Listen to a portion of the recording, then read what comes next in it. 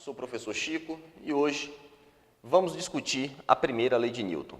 Qual é o enunciado da primeira lei de Newton? Fala-se simplesmente que todo corpo livre da ação de forças, por inércia, ou ele permanece em repouso ou continua em movimento retilíneo uniforme. Ou seja, vamos fazer uma interpretação. Um corpo livre da ação de força. O que significa livre da ação de força? Significa duas coisas. Ou não tem força atuando, ou pode ser também, se tiver força atuando, a resultante dessas forças ser igual a zero. Livre da ação de forças é basicamente dizer que a força resultante nele é zero.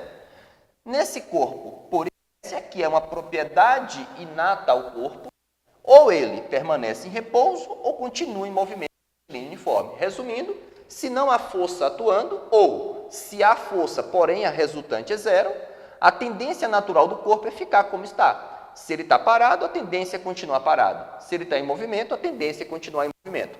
Observe que o movimento é retilíneo. Tá? Então, resumindo, eu coloco que se a força resultante em um corpo é igual a zero, esse corpo só pode ter dois estados. Quais são os dois estados? Ou ele está em repouso ou em movimento retilíneo uniforme. Então, baseado em uma propriedade chamada inércia, se um corpo está livre da ação de força, a tendência natural dele é ficar como está. É manter o repouso ou manter o movimento. Então, quando a resultante das forças é zero, ou ele está parado ou em movimento retilíneo uniforme. Como que isso pode cair nas questões?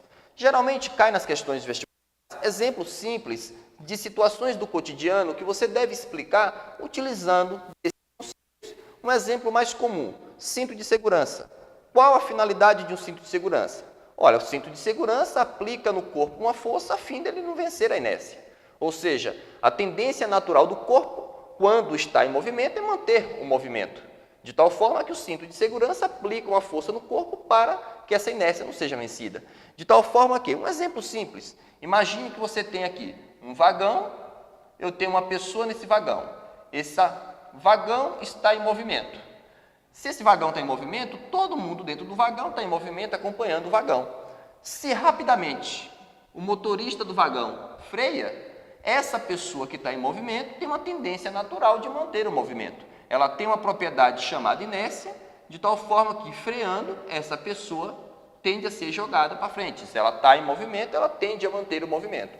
Então, geralmente nas questões de vestibular, você deve ser exposto a situações cotidianas onde você deve explicar essas situações utilizando desses conceitos.